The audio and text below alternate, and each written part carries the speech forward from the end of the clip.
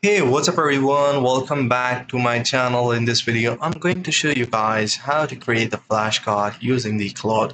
So it's going to be pretty simple thing to do. So I'm using desktop application of Claude and I have Claude Pro, but I'm using the 7.4.6 version because it uses the less of the credits. But if you want to use like different versions, for example, other models like Fable, Opus, Haiku, and there are other Opus models as well. So if you want to use them for more complex tasks, you guys are more open to do it. So in order to create a flashcard, you just don't need a prompt. You need a whole lot more than that. You have to set rules. You have to tell it, the current level of knowledge.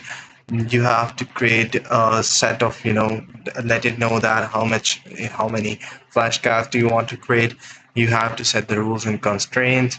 Then you have to give examples to it. For example, over here I had provided the examples like what is the primary function of the ribosomes in the cells, and it says protein synthesis. So these are the questions, like I've given it an example. So here you guys can see that Claude Haiku 5 flashcards. I have given the model, for example, over here you guys can see that introduction to Claude Flavor 5, but it has made Haiku 5 flashcards. So this is a difference. You guys can specifically tell it to keep it to the Fable 5. And over here, I have created a visual representation. For example, if you click on it, it will show the answer. Like what architectural advancement in Claude Haiku 5 most significantly improves its reasoning over the prior Haiku model.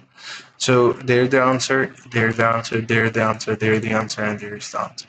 So these are the ways to create the flashcards. If you want it to be embedded into your web page or something like that, please comment us below so I can create about it. So this is pretty much it for the video. See you next time. Take care. Bye bye.